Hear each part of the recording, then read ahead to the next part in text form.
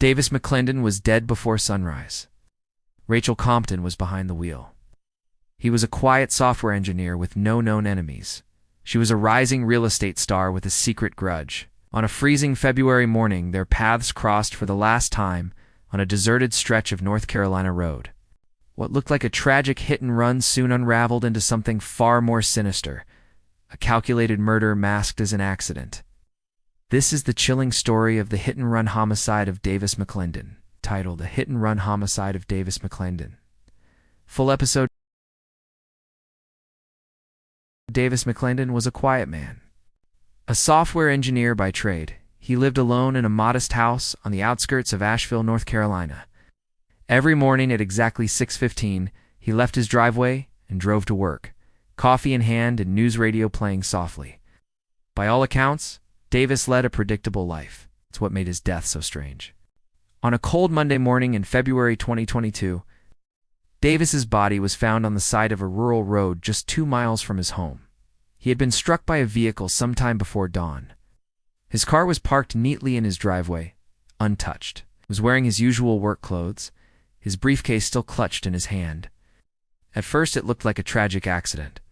A driver, maybe drunk or distracted, hit Davis while he was walking, possibly for a morning jog. But Davis didn't jog. He never walked to work.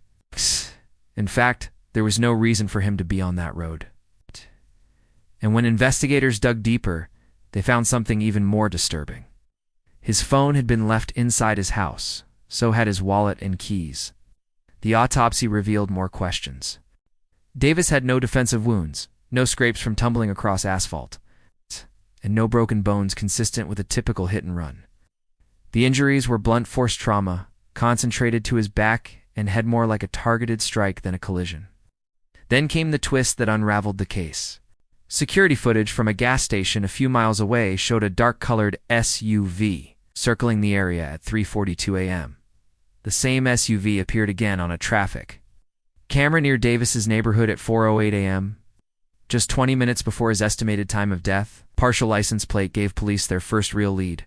The SUV belonged to Rachel Compton, a local real estate agent tanned Davis McClendon's ex-girlfriend.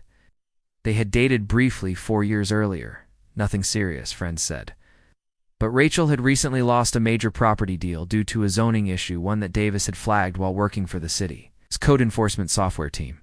Rachel told police she'd been home all night. But cell tower data placed her phone on the move during the early hours of that morning.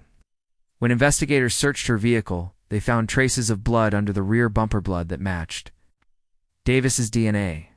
There were also microfibers from Davis's coat caught in the tailpipe. But the most chilling discovery came from Rachel's browser history.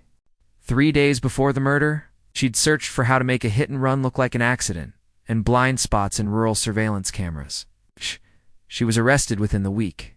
At her trial, prosecutors revealed Rachel had used a spare key, one Davis didn't know she'd copied years earlier, to enter his home while he slept. She startled him awake, forced him into her vehicle at gunpoint, and drove him to the remote road. There she made him get out. Then she backed over him twice. The motive was vengeance. The act was deliberate. Rachel Compton was sentenced to life in prison without the possibility of parole. In the end, it wasn't road conditions or fate that killed Davis McClendon. It was revenge, coldly calculated and cruelly executed.